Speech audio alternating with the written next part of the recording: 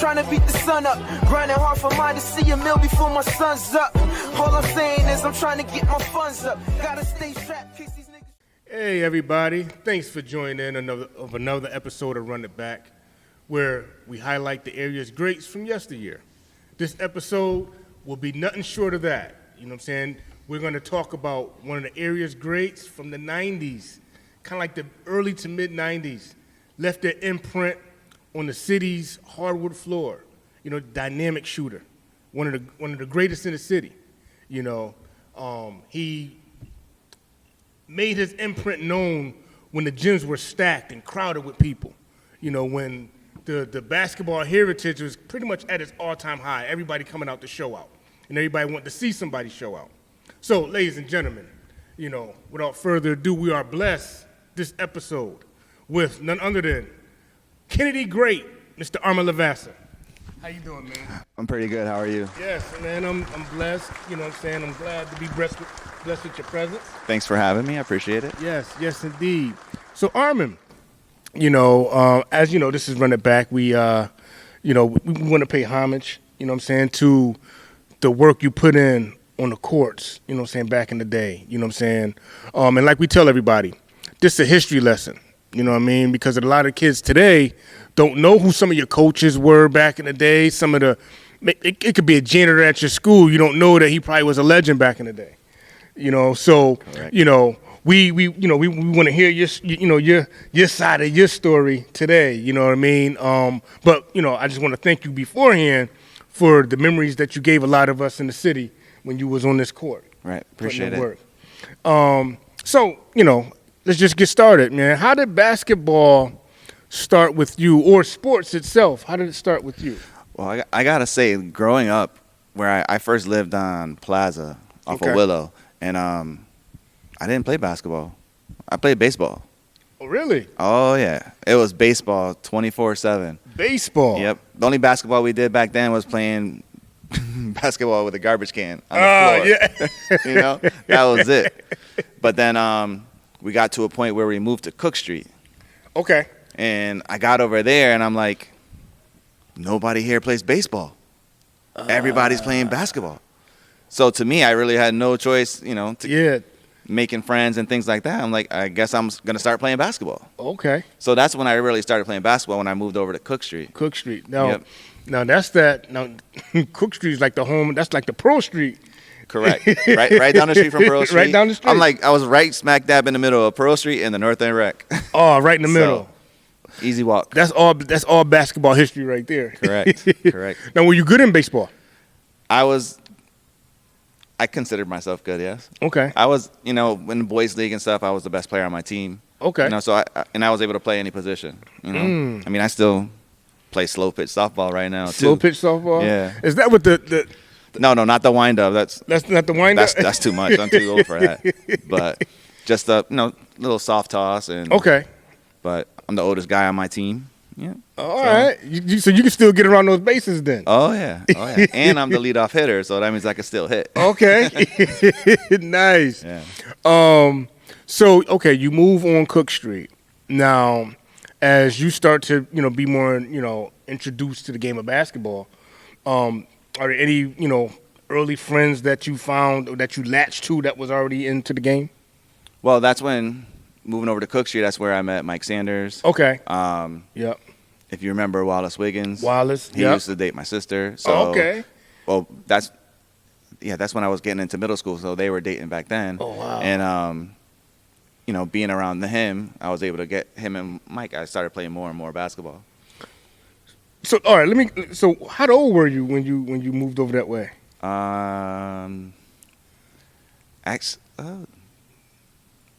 Sixth grade, so I had to be middle 13. school. Yeah, I was young. Oh, man. You You was young, but considered to some of the people that we've had up here, that's kind of...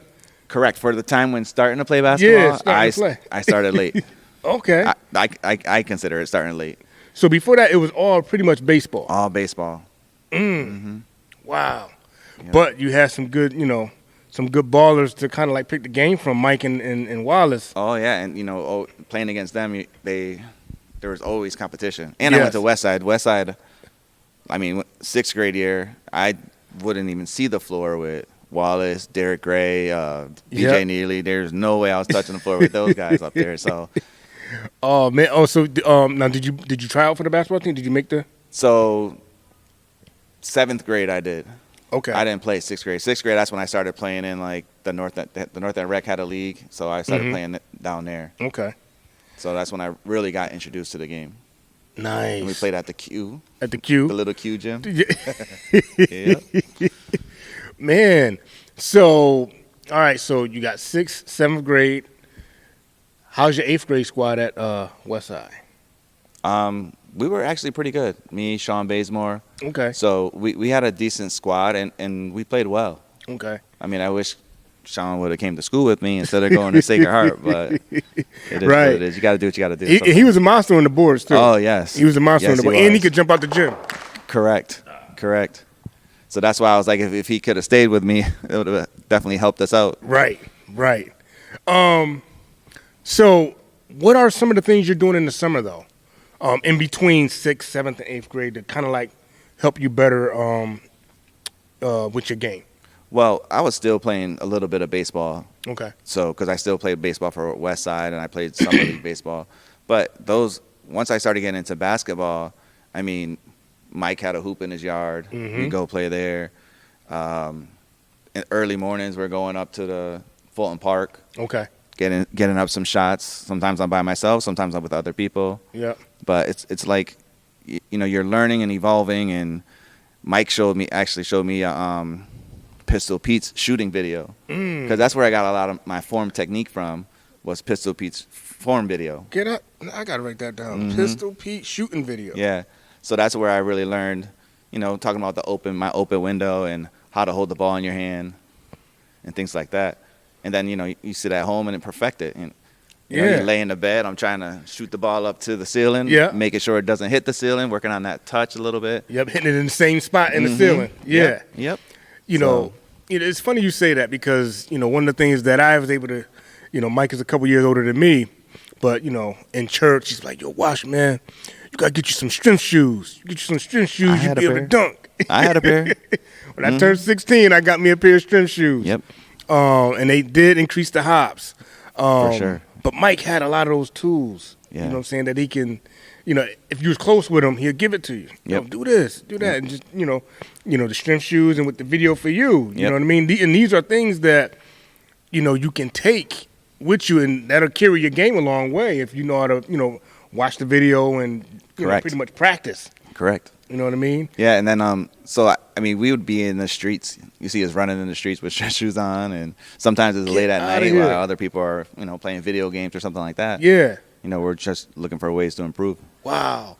And you guys are what? No more than what? 15, 14, 15, maybe 16? About 15, yeah. About 15. Yeah. And, now did you have like a personal trainer at the time? Personal, no. But we all had Darius. Everybody had everybody. Pretty much all the kids at some point had to go through Darius at the rec. You know what I'm saying? Shout out to Darius Butler, man. For real, great guy. Yeah, he was a. Oh man, he did a lot for me. Yeah, he did a lot for me. So nice. So this the extra work that you guys are doing though, the running up and down the street with the strength shoes, that takes a certain type of dedication. And it wasn't like no one's forcing you to do it. Right. This is like, no, I want to get better. I want to. Right. I want to do this. And I also wanted to dunk the ball. To dunk. That's the motivating factor. That was motivating right there. Put that ball, go upstairs on them. Yeah, because back then the girls wanted to see that. They wanted to see that. That's the showstopper right there. But you figure you putting in those countless hours doing the little things. Correct. I tell some of the kids now, like you said, you could have been playing a video game. You could have probably been skating or doing stuff that kids of your era at that time was doing for fun, right? And one of the things I tell my son and, some of the other kids around his age that's, engaging in sports, success, or to be great at a certain sport or anything you're trying to do, a lot of times it can lead to make more of a boring lifestyle because you're entrenched in that activity. Like you're entrenched in training. You're doing the little things when you can be playing, Not saying you don't play the video games, but it's really at a minimum because basketball first. Training, getting better over here is number one. Correct. You do that other stuff after. Right, after you put in the work that you needed to do. You know what I mean? Agreed. So now, do you feel like your 8th grade year at Westside was an impactful year in terms of starting to put it together? I think so, because that's where I think that's when I actually learned that I was actually pretty good at it.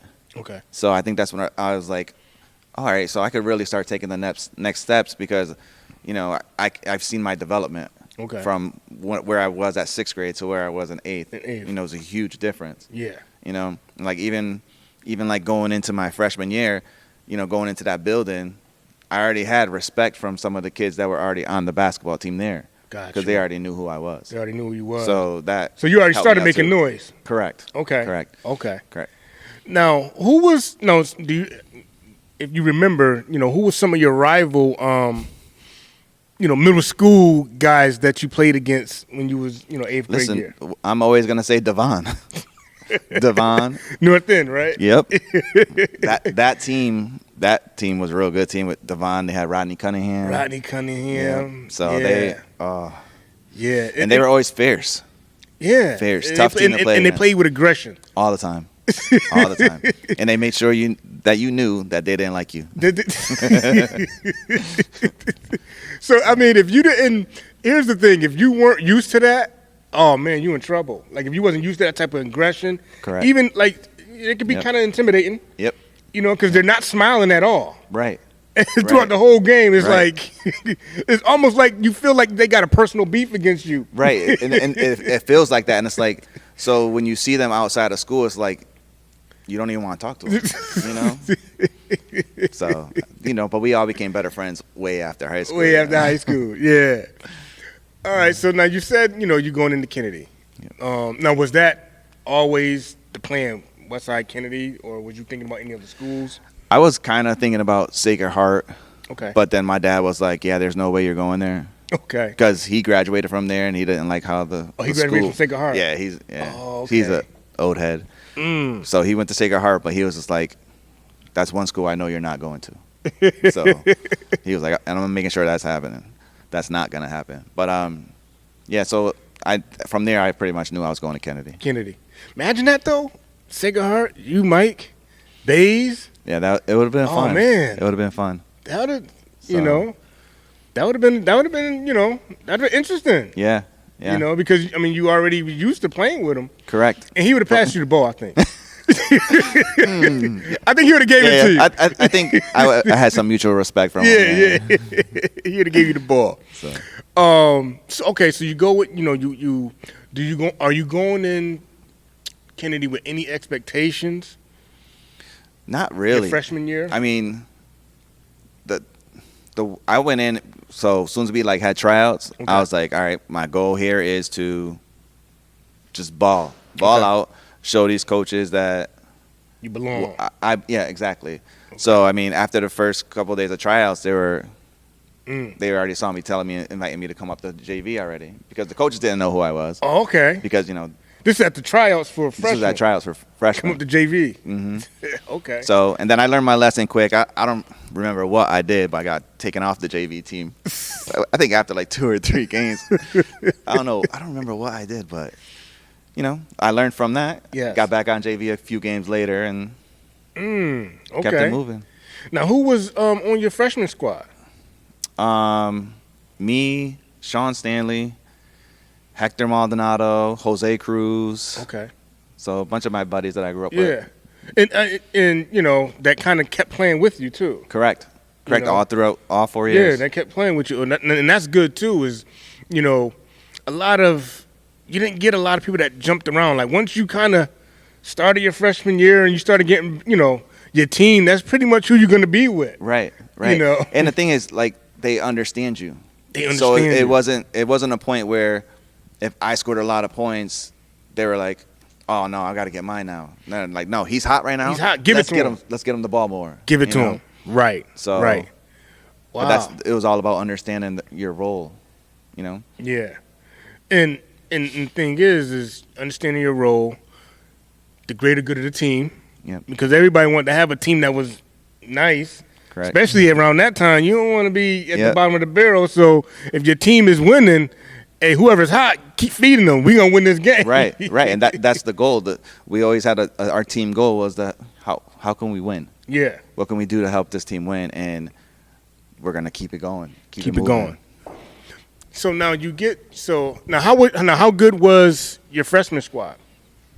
Oh, man. Well, you figure I don't think we beat Wilby that year. And I don't think Harold played freshman at Holy Cross that year either, so that kind of helped. Okay. Oh, he was straight like JV varsity. Harold, yeah. Harold, okay. I mean, that's another that's another animal. But yeah, I think we might have ended up like 13-4 or something like that. Okay. Still respectable. Like correct. Yeah, okay. Correct. Now who was still at Kennedy at that time? Was so one of the Pettaways? Both of them were. Was it both of them? I think both were still there. They still was there. So I played like our JV squad was like Garrett Pettaway, Terrence Morrison, Marcus Taylor. Okay. Me, Angel Mendez, and then on varsity you still had. Who was still there? Was Jerome still there? No. Jerome graduated. I came in the year after Jerome left. Jerome. Okay. Yeah. So Garnett was still there. Garnett. It was his senior year. I'm trying to remember who else. Because I wasn't on varsity, so I only sniffed JV. But Sean? What was the other Sean that was? No, I think you had a Sean with you, though. I had a Sean with me, Stanley. Yeah, Sean Stanley was with you. Yep. Yeah, okay. So he graduated with me. Oh, okay. But Garnett was the guy, though. Oh, without a doubt. Garnett was the guy. Without a doubt. Yeah. Without a doubt. And then, Garrett came off the bench for varsity, and I think he still averaged like 10, 15 points a game or something like that. Off the bench. Yeah. Man. Because, see, that was that time, too. Even though, Wilby was, the team, but you still – Kennedy was, especially when Jerome was there, and then when Garnett and them, they still was top dogs in the NVL. Right. We still had a good seasons. Like, even, like, going into my sophomore year, we ended up – I think we were 15-5. But, Marcus Robinson and T. Lott that year. Yeah.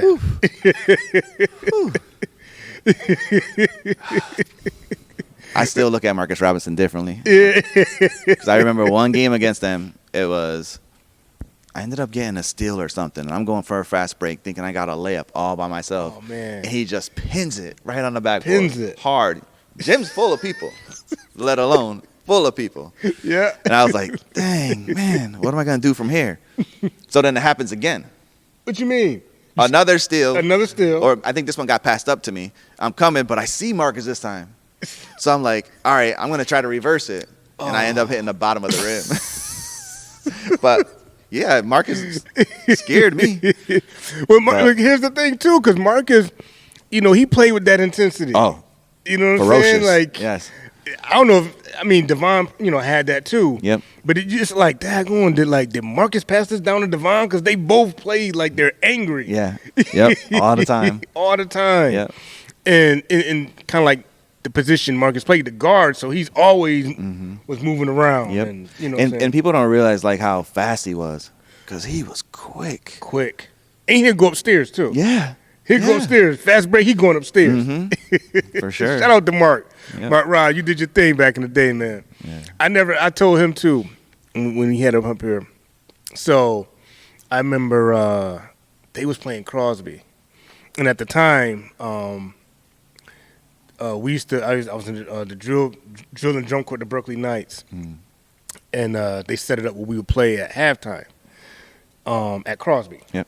So I never forget, like, we setting up and we was like in the concession area in the hallway, and I seen Marcus coming through, and I was like, "Daggone, yo, he got his warm up on the hanger." I'm like.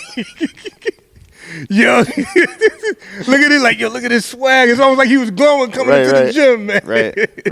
You know what I'm saying? But like I said, ain't smiling that one bit. Just coming in like, as soon as he got off the bus, it was like business. You know what I'm saying? Like he meant business. Yep. And they played like that. Right. You know what I'm saying? Like you said, sometimes even if you seen them outside the game, it's like, what's up? Yep. And that was it. Yeah. Man. And we can't forget about T. Lott, too. Oh, man, T. Lott. That squad. here's the thing. So, I'm telling. So, T-Lot was in the same drum corps with me at the time. Yep. So he just wasn't, anytime we played, at a game and he was playing, obviously he's, playing. Right. And I didn't realize then, how good he was until I'm seeing him like, daggone, he nasty. Mm-hmm. T-Lot was a problem. Yep. Yep. Yep. But so, and the thing too, like those games, even it's not even a jamboree, but it's still jam-packed. All of them, all the time. Them games is jam-packed. If there was a city team playing at home, pretty much you can. Everybody's gonna be there. There's people there. So, when you think about, playing under those bright lights, you know what I'm saying? What, 18 games? You know what I'm saying? You got regular season, 18, 20 games. regular season games, Yep. regular season games. The majority of those games, unless you're away, it's bright lights. And when you're in the city, the majority of them are jam-packed games. Right. Well, and that's the other thing the kids don't understand these days.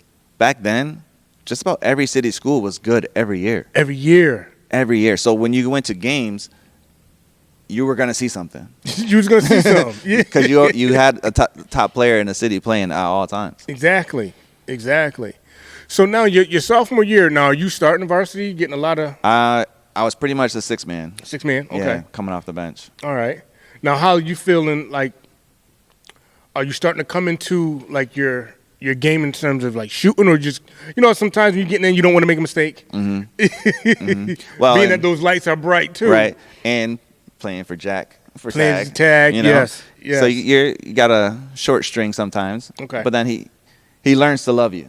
You Okay. know, like he did with Jerome. He learns to love you, and once you get through those first few games where you're making those little mistakes. Okay. If you play defense, you're good. Okay. He'll keep you in longer. Really? Because that was gonna be my next question. Like, what was it like playing for Jack Tag? Yeah. Listen, I'm still good friends with him to this day. Okay. We hang out once in a while. He's it was different at first because I've never seen things like this before. Like defensively, like the stuff that we learned defensively. Really? Yeah. So it's like I'll give you an example. When I went to Drake, I didn't have to learn anything on a defensive end. Like everything that we did in high school, I'm like, they're showing us these drills, and I'm like, nah, coach, I got this. Really? I've been doing this for years. Wow. And then and then Kareem Lee came in one year from Stanford or Trinity Catholic, and it was like he never seen it before. Wow. So I was like, to me, that was eye-opening. Because I'm like at Kennedy, we're doing shell drill and things like that, but at Trinity Catholic, you weren't. You weren't. So I was like, whoa.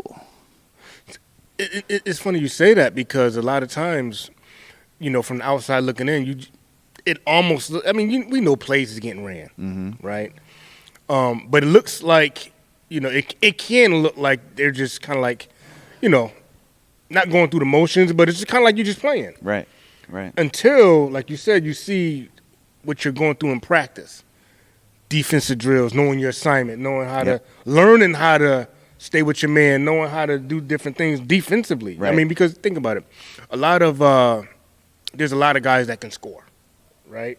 But learning defensive schemes and assignments, that's going to propel you on the next level. That's where it's at. That's what keeps you on those scholarships and stuff like that on the next level. And that's why I brought up that point where I didn't have to really learn much defensively. Like a man-to-man defense, no, I knew exactly where I needed to be at all times, no matter where the ball was on the court. Yeah. Because I had already learned it for 3 years under 3 Taglio. years. Wow.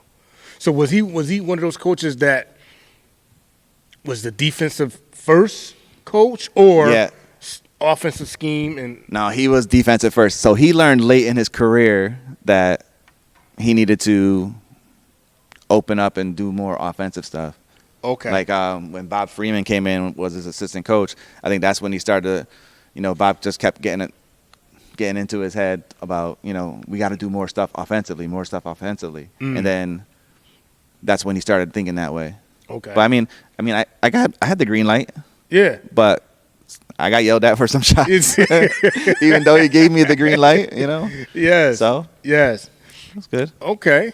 So all right. So you're seeing significant time sophomore year. Yep.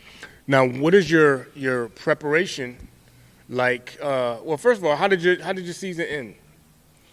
We We were 15-5 in the regular season. Okay. We lost to St. Joe's in the semifinals of the state St. tournament. Joe's? Ooh. Yes, my cousin was coaching. He was coaching there, yes. too. Yes. Wow. Yep. Thanks, Chris. Thanks. Watch. You gotta watch. Yep. But, so because that year, sorry, Marcus and T-Lot, we beat them in the quarterfinals. Oh, y'all beat them? At the Sheehan Center in overtime. Wow, in Bridgeport. Get out of here. Yep. They were number 1 in the state. They was number 1 at that time? Yeah. Garrett hit a half-court shot to tie it to go into overtime. Oh, man. And then we ended up winning in overtime. Wilby had some heartbreaks. Yeah. That was sounded like one of them, for sure. And we all know about the first one. that Wilby Crosby, right. The second half meltdown. That was a heartbreak. You know what I mean? But that one, and that's state tournament play. Correct. That would have put that's them not in even place. NBL. That's state tournament play. Yep. Yep. Because they beat us the 2 times during the regular season. Wow. Because they were, I believe they either went 19-1 or 20-0 that year. I believe. Because going into the state tournament, they were number 1 in the state. They were number 1 in the state. Dang. Yeah. And that style, that Wilby style is, you don't find out until, even with them. So, like I said, on the outside looking in, you're thinking they just running and gunning. Right. But when you hear when you hear like the Wilby players talk about it, like they had to run track. Yep. It's like, oh, okay. It explains. It was a requirement.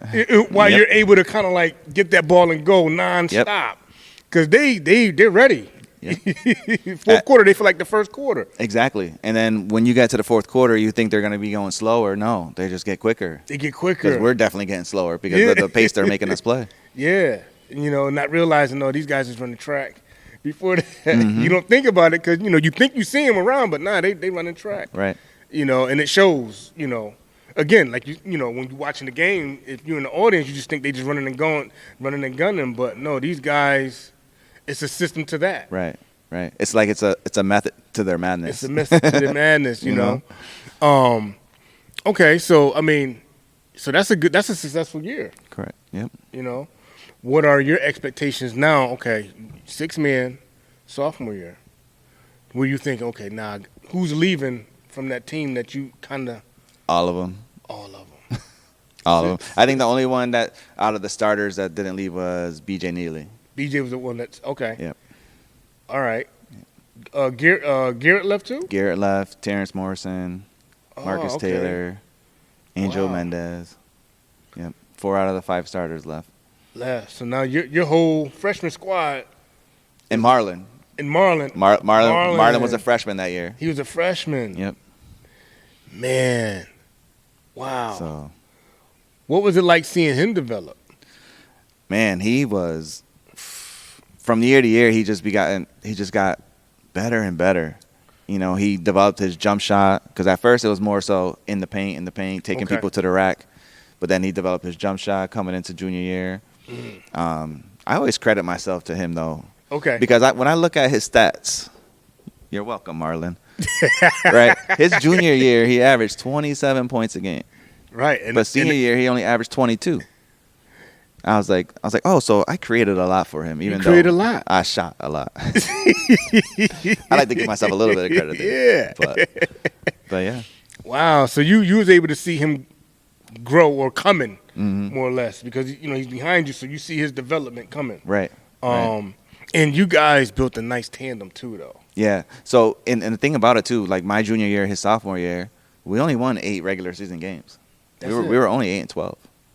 Because we both were starting varsity, but we've never started varsity before. Like I had a little bit of experience because I was coming off the bench, but and he barely came off the bench freshman year. Okay. So he didn't have a lot. So he was still growing into what he was going to become. Yeah.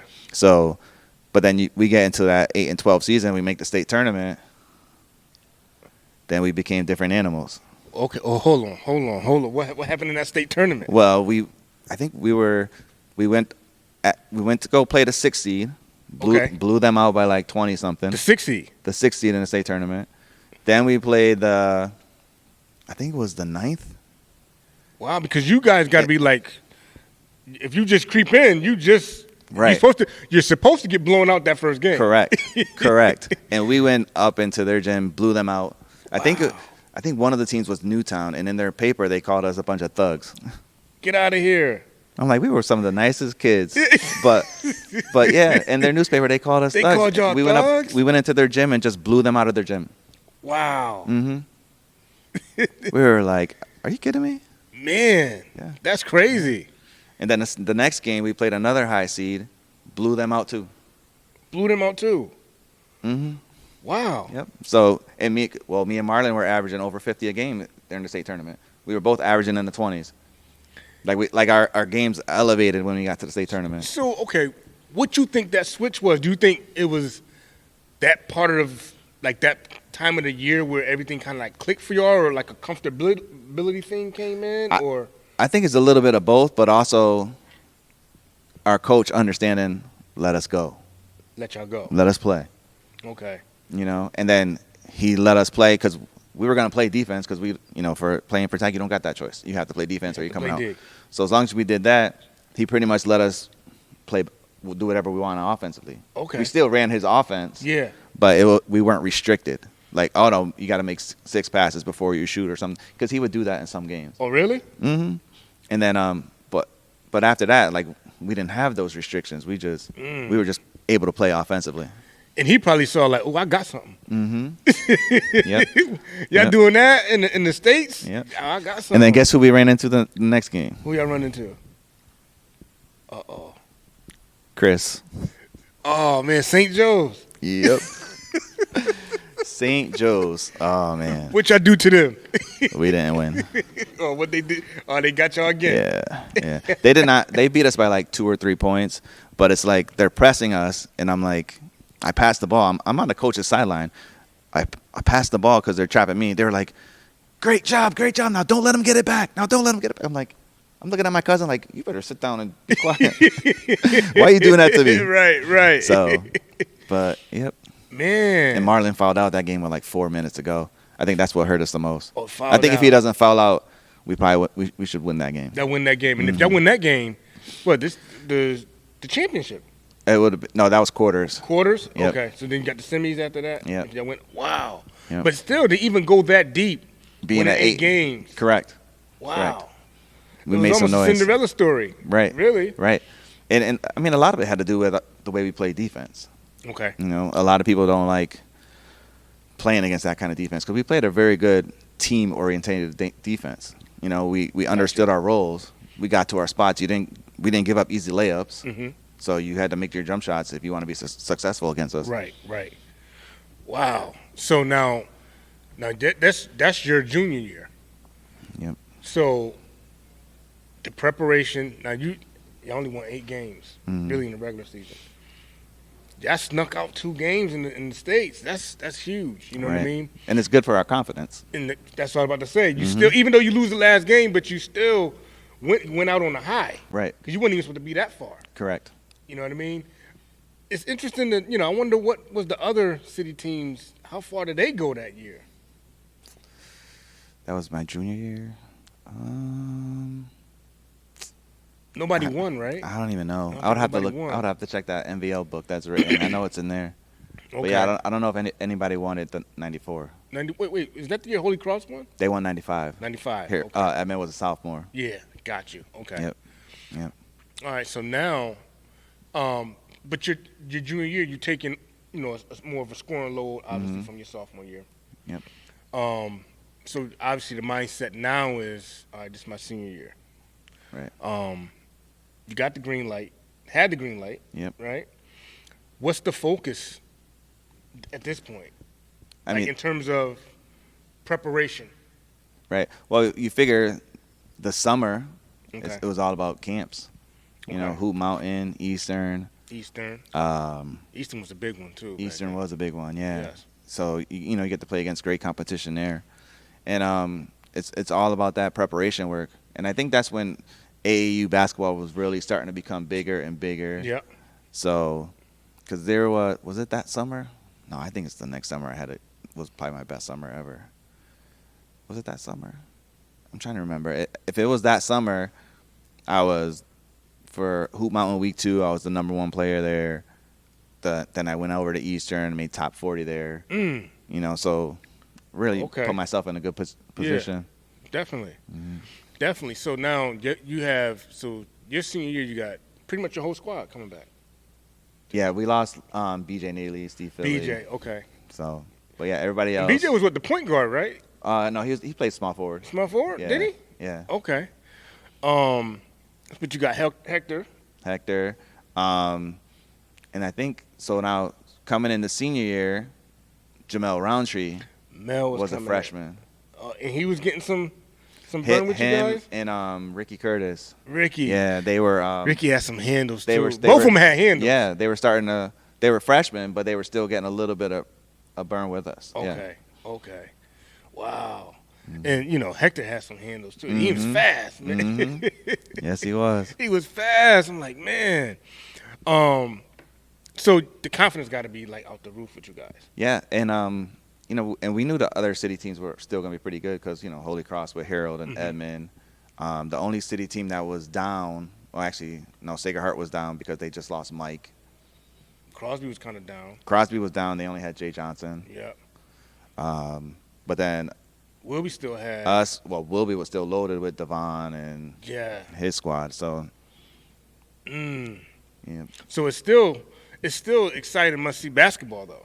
Oh, for sure. You know what I mean? It's like still... when we played Holy Cross, when Holy Cross played Wilby, when we played Wilby, there's a lot of good games. What would you say was one of your best games in high school? Ooh, man. So I guess my senior year I played against. We were playing Seymour at home. This was when they first came into the NVL. Okay. Marlon got suspended for the game. For the game. Yeah. Oh, man. So I had the tag was like, all right, you're not playing shooting guard today. You're playing forward. Told you. Yeah. So I had to play in the paint. So, long story short, me and my buddy Jose, we go to my my father-in-law, who wasn't thought of being my father-in-law. We were at his house. He was like, yeah. He was like, yo, Pops, we scored 40 points together. I was like, I looked at him. I said, we did? He was like, yeah. I was like, but you have 4. So I had 30. I had 36 playing in Marlon's position. So I don't even know if I hit a 3 that game because I was playing inside the paint. Get out of here. Yep, wow. And we blew them out by 20. Blew them out by 20. Man, imagine if he played. I know. What would you say though was like one of the games where it felt like the rim was like 10 feet wide? Like, you know, I gotta say, I really didn't have those situations until I was in prep school. Really? Oh yeah. Okay. Oh yeah. Prep school. Yeah, because that's when I was able to shoot, 10 to 15 threes a game and just play. Like with Taglia, I wasn't shooting 10 threes a game. So even with the green light with Tag, right? Correct. I'm still a team player running the offense. You still got to run the offense. I was just efficient. Okay. Because I mean, you can some people can get the green light and you can unlimited shots. Right. You still got to play within the scope of the system. Correct. Okay. Correct. But that's good though because it shows efficiency on offense. But now that you're talking, it's like, wow, he really ran a strict ship with defense. Yep. And then a lot of times, I don't want to sound cliche, defense creates offense, but it does though, in a sense. You know what I mean? Because it causes turnovers, and that's, transition points. Yep. And thinking about it too, so like senior year we played against Sacred Heart. Okay. And I think I had 30 that game. Marlon had 33. But, I had 30, I think 5 threes, 2 dunks. That was the first game I ever caught a dunk in. Get out of here. Yep, and I had 2 that day. 2. You was feeling it that day. Oh, definitely feeling it that day. And that was probably the game I would say I felt it the most in high school. That game right there? Mm-hmm. Okay. Yeah. Now, what was the one game where you was like, oh, man, this is not my night? Holy Cross. Holy Cross. Pick one. Really? Pick one. Oh, my goodness.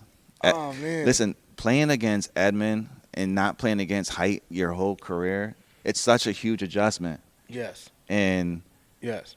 And Generali was a great coach. Yes. You know, so he understood, all right, him and Marlon, let's focus on them. If Edmonds guarding Marlon, Harold's on me. Harold was very good on-ball defender and everything else. So I think I had in my 4 games that I started against Holy Cross, I had one good game. One good game. In the 4 games, yeah. Get out of here. Yeah. Yeah. I think that's the one team I struggled with the most. So even with Wilby, with the Wildcats that they had. Well, because, I mean, since they played so fast, we still ended up getting open shots. You know, Holy Cross played their defense more under control. Got you. So. I mean, and when you think about it, you know, that pace of the game, like the Wilby's pace, might play in, like, you know, the hands of a shooter. Right, and it's more opportunities. You get more opportunities because it's up and down. Right. You miss one, or you come back down, you make one. Right. But when you get a team that's slowing it down and controlling the tempo, now you won't get as many chances. Right. And the thing too, like playing Wilby, then, I mean, Devon had good players around him, but the focus was Devon. You know, I think he averaged 37 a game that year. Yeah. And I don't know if anybody else averaged double figures on the team. Right. So. Right. It was like, so he was good. They were all tough, but, you know, now you had to deal with me and Marlon. You can't just single on one person. No. So, so I guess, like I say, Marlon helped me too. You know. Yeah, for sure. Yep. What was at the end of your senior year? What was your record? You remember? 15-5. 15-5. Yep. So you feeling pretty confident going into the States? Yep. We made it to the quarters again. Okay. But this time we lose to Ansonia. Yeah. Oh man.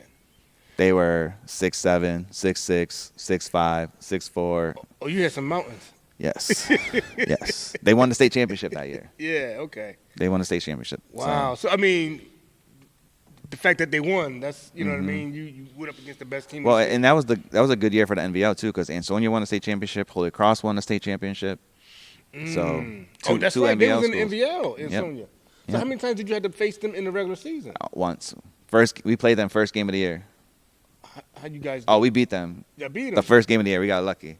I'm not gonna say we got lucky, but it was something new for them and new for us. But we were able to overcome my missed free throws and win the game. Yeah, for sure. Now, here's the thing, though. Through it all, you're emerging as one of the, you know, best shooters in the city. You know what I mean?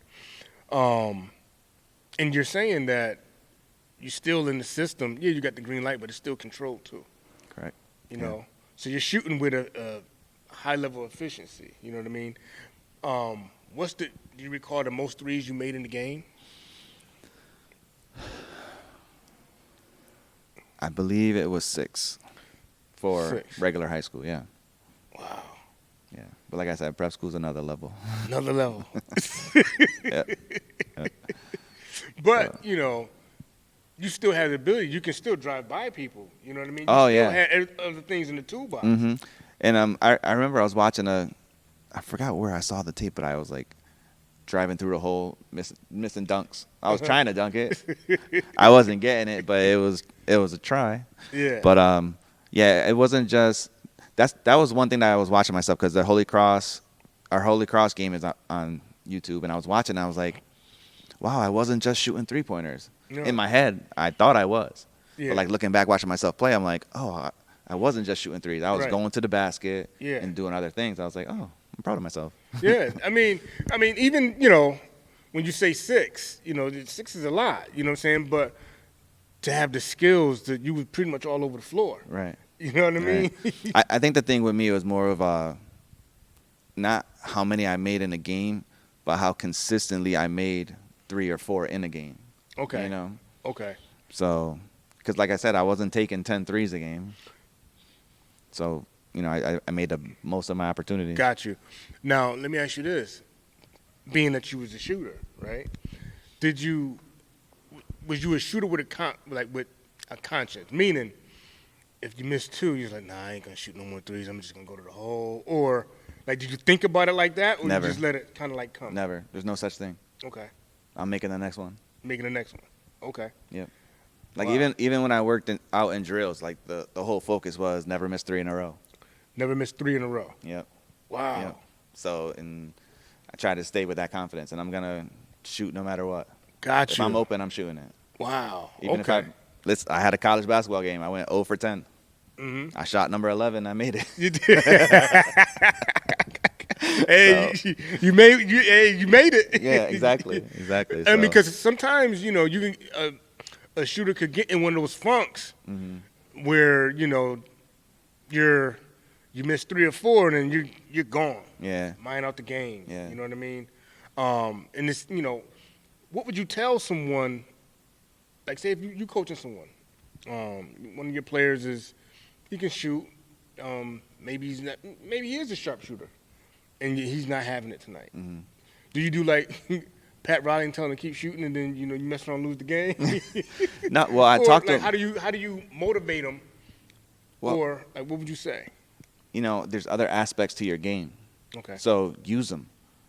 Try to get to the foul line. Get your confidence up by seeing a ball go through the hoop. Try to get a layup, getting your confidence up by seeing it go through the hoop. Yes. And then come back to it. Then come back to it. Mhm. Yeah. Instead of just getting married to the 3-point line, Correct. you got other tools that Correct. you can use, and that's key too. Because a lot of you see it a lot. I'm sure you probably see it. I've seen it. We see it 1,000 times where you get married to that 3-point line, and it's like, yo, you got a mid-range shot right here that's wide open. Yep. So I was watching my team play last week, and I'm like, after the game, I'm huddling up with them. I'm like, you guys do know there's other shots than a 3-point shot, right?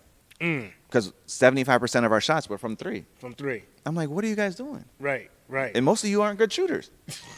Like, you think you are, but you're not. You're not. Like, you got to evolve your game and help make our team better. For sure. It's not making us better by you shooting 3s all the time. Right.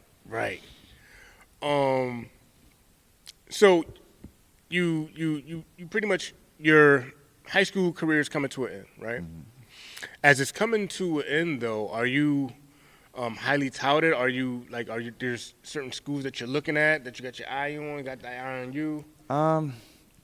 The biggest thing coming out of high school was Southern mostly. Southern. Yeah. Okay. Yeah. It wasn't much, and then I talked to Taglia one day. He told me how he approached the prep school, Choate Rosemary Hall, Okay. and then they got back, and that's where I decided, because at that point I was either deciding between Southern or going to Choate Choate. for a Okay. PG year. Yeah. Yeah. Okay. So you went to Choate? Yeah. Oh yeah, because I didn't have a choice. Okay. I woke up one morning, my dad's in my face. He's like, you're going to Choate, right? I was like, I guess so. so I went to Choate for 95, 96. Now, how was that? How was that experience? Oh my goodness, it was so different. So different. Because you live on campus, and it's more like a college schedule where you don't have classes all day. Every Wednesday was a half a day. You had classes every other Saturday. Classes every other Saturday. Yep. So they kept you busy, Wow. and you had to play a sport every semester. What you mean? Like, if you're an underclassman, first semester you pick a sport to play.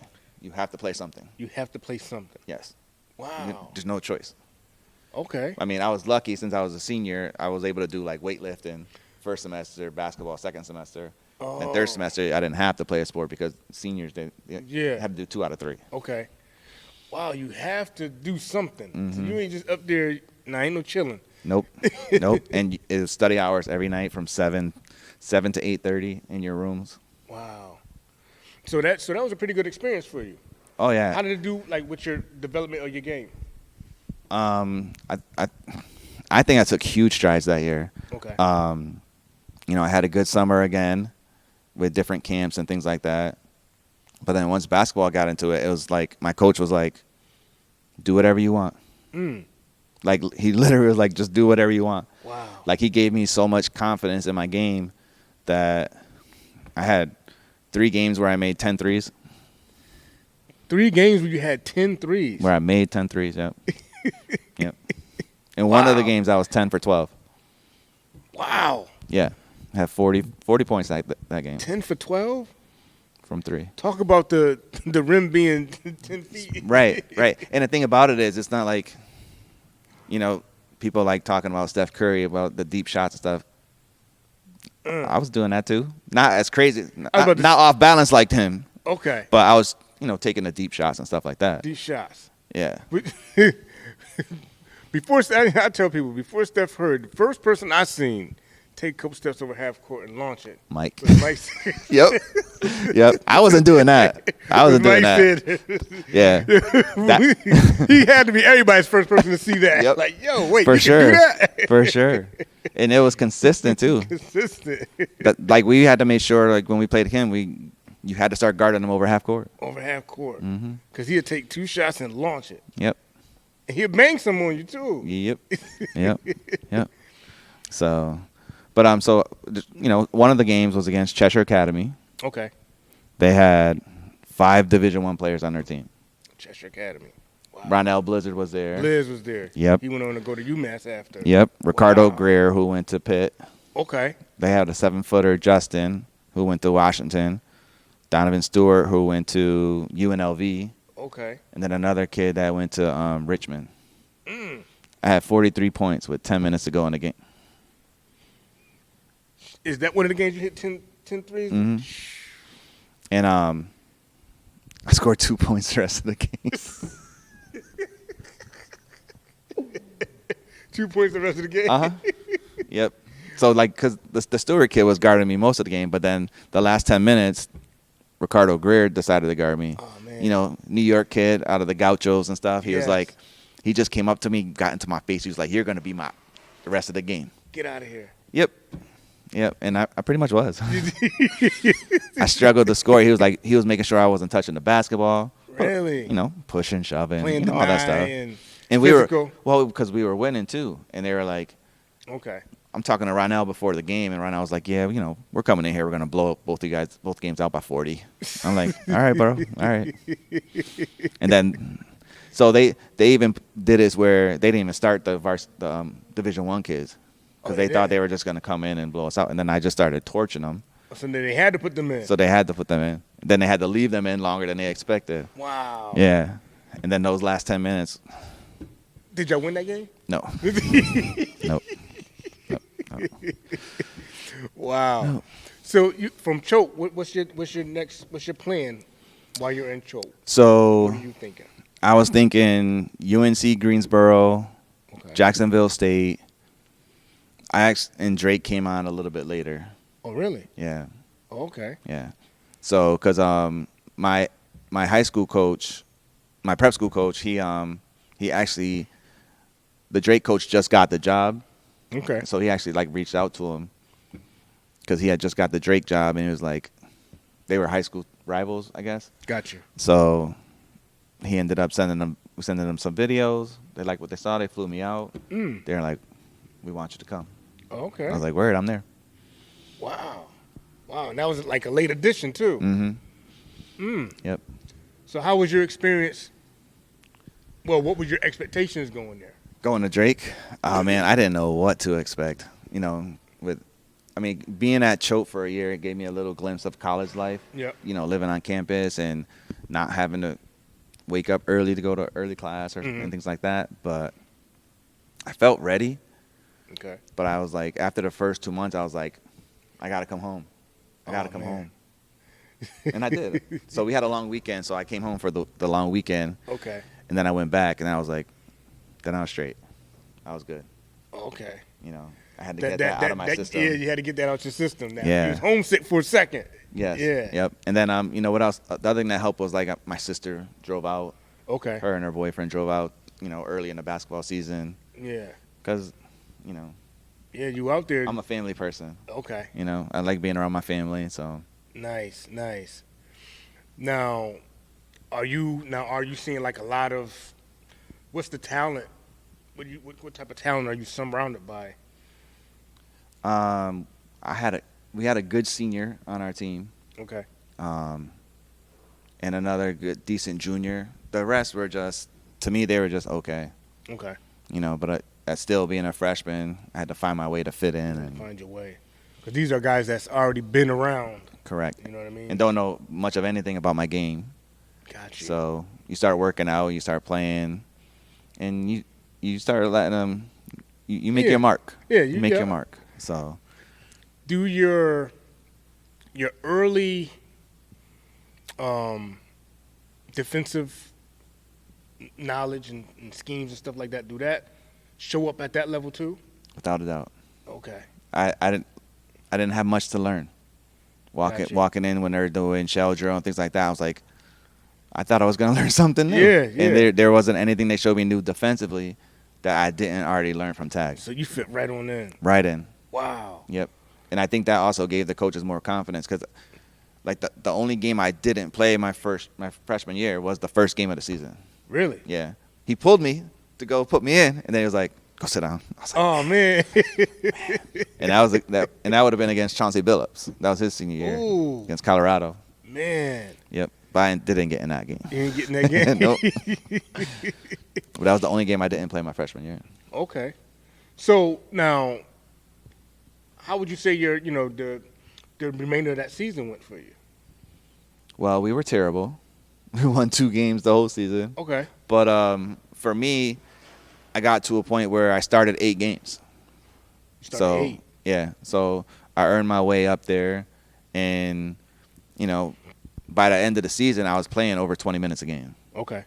So I made a lasting impression on the coaches. Yes, definitely. Now, a lot of times too, what can weigh in on the kids'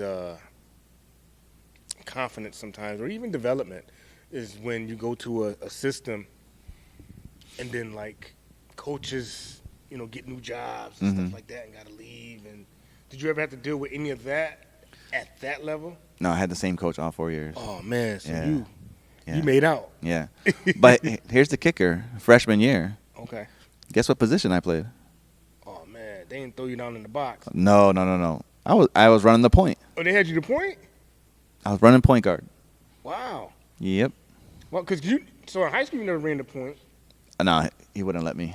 That was all Hector. All Hector. I did a little bit my junior year though, because Hector didn't start junior year, so I played some point then. Okay. But when I played on other teams and leagues and stuff, I don't mind running the point. Yeah. So he had me running point freshman year. Freshman year, ran the point. And were you confident running on that level now? By that time, yeah. Okay. Yeah. Okay. Because most of the time, when he brought me into the games, he always brought me in at the 1. He never brought me in at the 2 because our best player was the 2. Was the 2. Got you. Okay. Now, did you have statistically wise, did you have a solid season? Not really. I think I averaged like 4 points a game, 2 assists. Yeah. But it wasn't nothing. Yeah. Glaring that stuck out. But but here's the thing: you're growing on that level. You know what I mean? Right. And obviously, you're a freshman, so you still got to grow. You still got to get into the system and everything like that. Now, however, when that season's over, how do you change your mind frame, even with training, to prepare for the next season? Well, the next season, my roommate, I knew who was sitting out the year, is going to be the point guard. Okay. So I'm going back to being the 2 spot. The 2 spot. Yeah. So and the backup point guard. So I ran the 2, and whenever he came out, I was the backup point guard. So you already knew you get more minutes anyway. No matter what. No matter what. Yes. I was playing over 30 minutes a game. Oh wow. Yeah. Oh, that's a nice significant jump from your okay. Correct. Yep. So, but once again, we won 3 games. So, the end of that season, though, I would say the last 6 games I was averaging 17 a game. Oh, so you don't. I found myself. You found yourself. Yeah, those last 6 games. Now, was that enough to propel you going into the next season? You know what? I wish it did, but I think part of my problem was I came home. What you mean? I got complacent. Didn't work as much on my game and stuff like that. Hung out more instead of just like focus on how can I make my game better. Got you. you know. Okay. like I think if I was growing up now, the stuff that's around for ballers over the summer is so much more. Like I played in the pro-am back then. That's when they had it down in New London back then. Okay. But that was once a week. There were no other really leagues to go play in, and a lot of guys are like Darius is gone for the summer for going to basketball camps and stuff like that. We didn't have all these other AAU coaches and things like that to, hey, let's work out. Let's go do this. Let's go do that. Right. So I kind of wish that I stayed at school and found a different way that way. Working up that there. way I don't have the extra distractions. Got you. Yeah. So how much? Well, so your junior year now. Yep. Still got the 30 minutes. Yep. Do you feel like your shot is not as sharp, or it just didn't get better? You know what? I thought my shot was sharp. Okay. I really did. And then I look back, like I was actually watching one of my games 2 days ago, and I was like, wow, my shot is so ugly. Oh, man.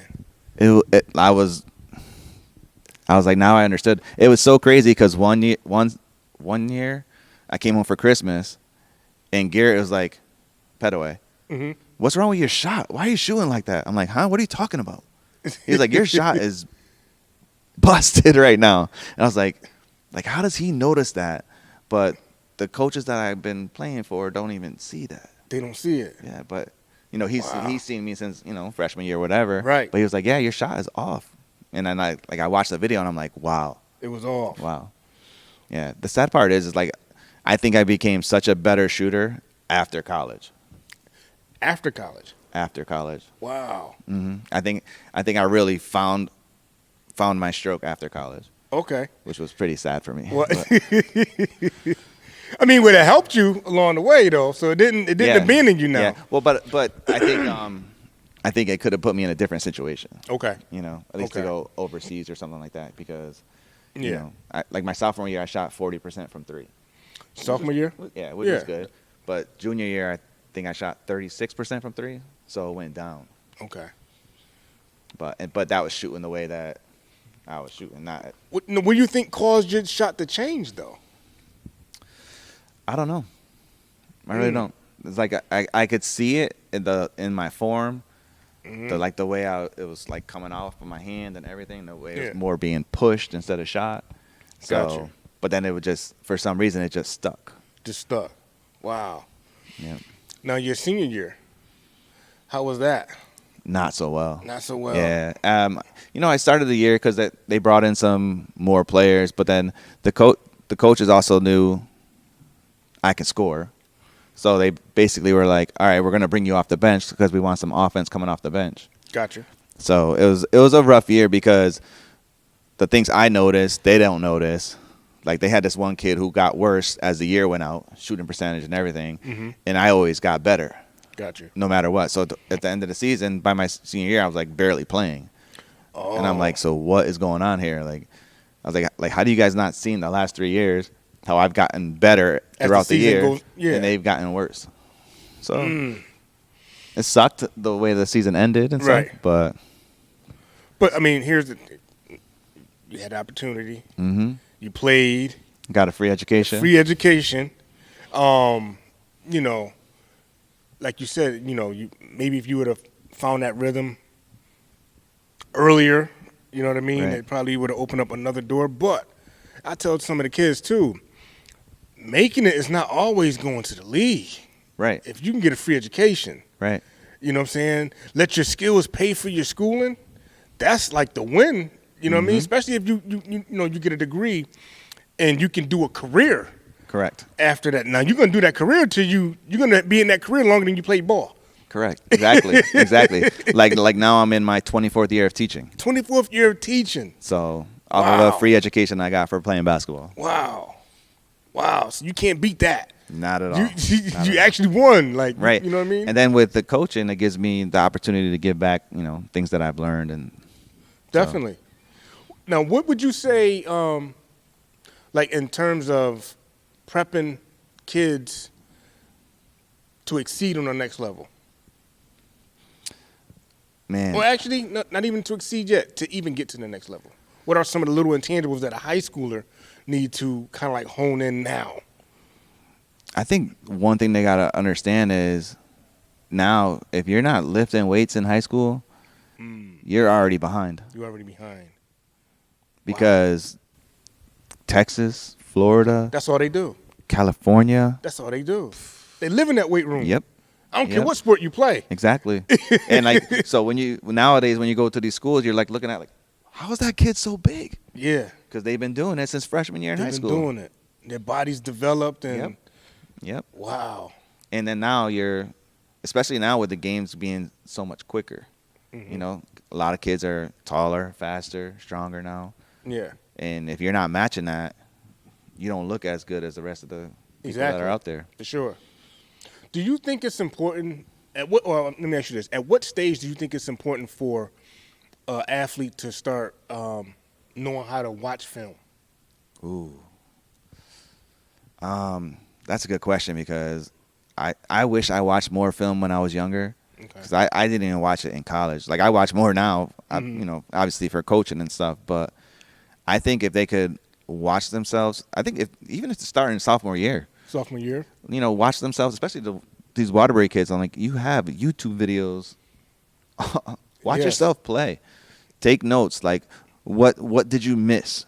What did you miss? Like, when you get the ball on the wing, you see a guy clearing out on the baseline. Why did you go towards the middle? Right. When you know the whole baseline got cleared out for you. It got cleared out for you. So, like I was telling one of my players the other day where he's playing the game, 5 seconds ago, there's nobody on the right side, and he shoots and pulls up a three.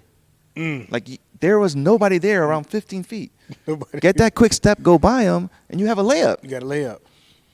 But I think if they could start watching sophomore year or so, they could learn a lot about Start themselves. watching themselves. That's good. Because how you going to watch somebody else if you don't know where your mistakes are? Right. So now you got to be able to learn and watch and correct your mistakes before you can kind of try to figure somebody else out. You know, and I think that's key. Yep. What are some of the challenges that you've been faced with being someone that had such a successful career? How do you come back and teach the kids to like go on and be successful, or even coach? Do you find it hard because some kids might not have the skills that you have, but you still got to teach them the game? I think it's the commitment to the game. Okay. I think that's a key factor because they love it. They talk about how much they care about it, but their actions don't show it. Ooh. You know? So I think that's that big thing for me. The actions is like that the additional work you got to put in. Mm-hmm. You know? Or even just how hard you're working in practice. I'm like, if I have to blow my whistle to tell you to work harder, you don't want it. You don't want it. You don't want it. But you say you do, and you say you want to get better, but you're not showing it. Right. And you're not proving it every day. I always think about that Kobe quote. He goes, I always work the hardest in practice because it makes the games easier. Makes the games easy. Practice makes perfect. And it sounds cliche again, but it's the truth. If you're not tired in practice, you're not going to work hard in games. You're not going to work hard in the game, you know? So, and it's, you know, think about, and when you think about some of these great teams, high school, you just go on high school, some of the great teams. Crosby, Dame, and yeah. Oh man. I always used to be like, what was the practice like? And sometimes they'd be like, the practice is like better than the game sometimes because it's war. Right. You know what I mean? So now you're ready for that game. Just imagine being able there to watch and seeing like what you can learn from it. You know, like because coaching against Anthony Ireland, that was a problem. That's a problem. He was a problem. Yes. You know, and like you think you have a nice scheme to help slow him down. No, because he really thought the game. He thought the game. You know, and he's somebody that worked on his game all the time. He worked on his game. You know what I mean? He was doing pool workouts and everything back in the day. Yep. You know, and that's a testament of if you work on your game, you know, not everybody gonna make it to the league, but you can maximize your potential. Exactly. And go as far as it take you, though. Exactly. And you can't. Not saying you can't go to the league, but it can go as far as it take you. Right. You know, if you come out with a free education, you won. Yep. Like, what opportunities are you gonna provide for yourself? Exactly. by a game of basketball, something that you love to do. Look how many years you've done it for free. Exactly. Exactly. The game of basketball that you've done for free for all these years, for playtime. If you just dedicate a little bit time into it and work into your body and stuff like that, you can maximize that. Right. Right. How do you see the climate of, let's just say, because we in Waterbury, like the area's talent pool being prepared for the next level? I think, we got a lot of guys now in the city that are working with kids, which is great. I think that, like Dame started his own program, Jordan Craig started a program, Devon has his program. Yep. And I'm just glad that more kids have the opportunity to play at a higher level for a whole year instead of just maybe over the summer or just during the basketball season and things like that. But they just the kids have to commit themselves. Yes. They don't understand what the little things, if I'm working out for basketball doesn't mean I'm just doing stuff for basketball. Like we said, weight training. Weights. Yep. Track workouts, speed and agility drills. Absolutely. Those all help your game and help you better on the court. For sure. Definitely. Yeah. So we moving, as we move along, we have a moment of a segment of our show where it's Test Your Recall. Some of my notes here. So, moving into the Test Your Recall part. What does 66-41-36 mean? 66-41-36? Mm-hmm. Wow. I don't know. I feel like 66 is one of the years how many threes I made. I could be wrong. Man, I have no clue. You had no clue? None. So, these stats. Kennedy, you guys won 66-41 over Seymour. At the time, you netted 36 points, and this is when you was up for Player of the Week. This is the game I mentioned. Yeah. So we won by 25. Okay. Yeah. So I almost outscored them by myself. You almost outscored them by yourself.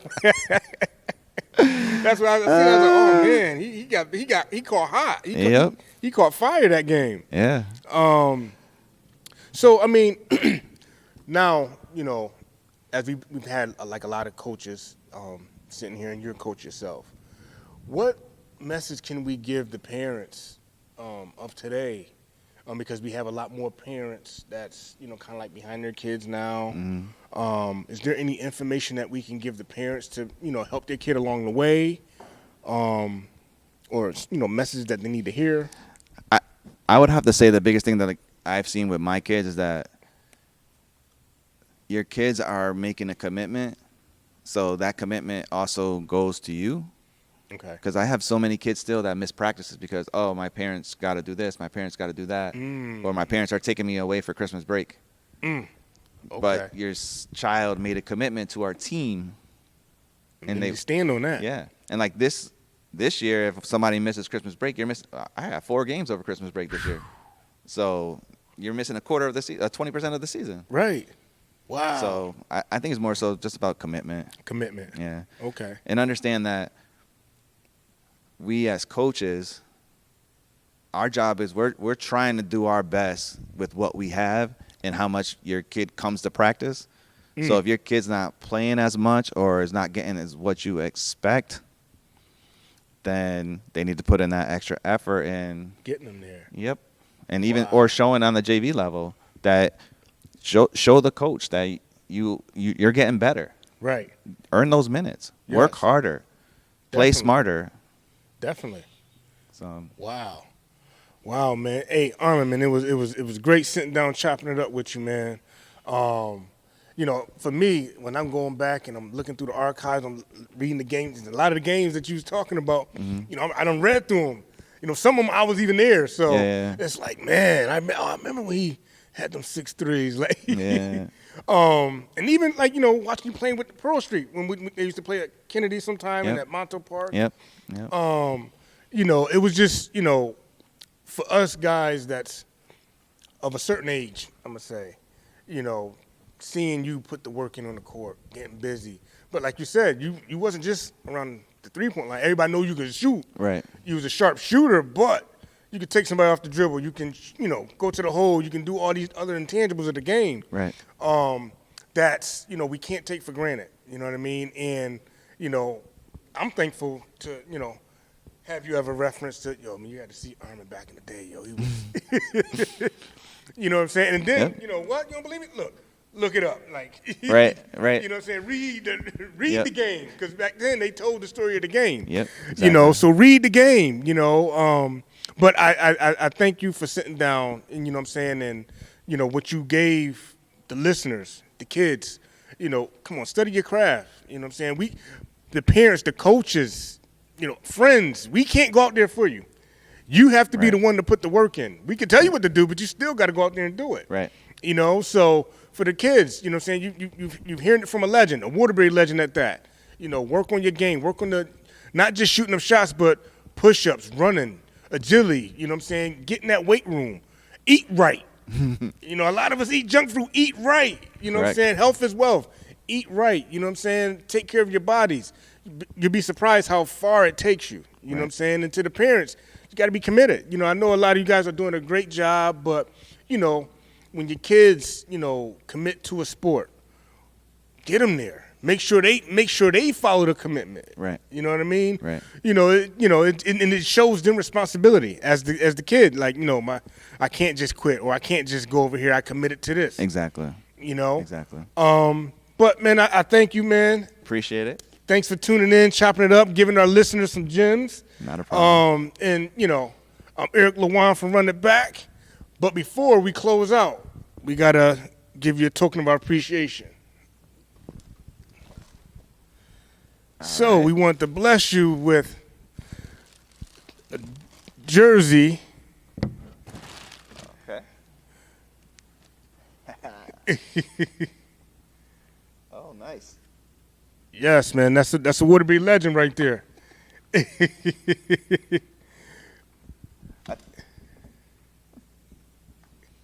Yeah. I think I have to go put this up in my classroom.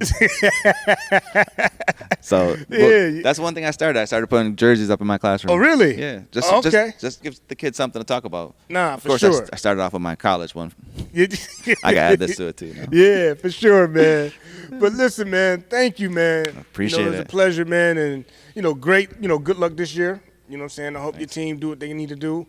I'm coming to try to. Well, I try to catch some. Pretty much as many games as I can, but I'll definitely be in the gym. Right. You know what I'm saying? This time I'll come in. Army, man. Good luck to you guys. Yeah. Do your thing. You know what I mean? Appreciate it.